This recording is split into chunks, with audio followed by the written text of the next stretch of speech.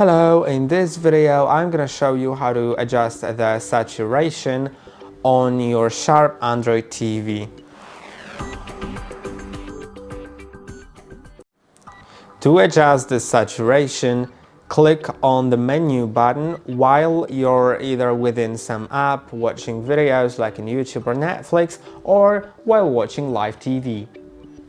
Now, the menu will either look like that on the right side or colorful tiles on the bottom.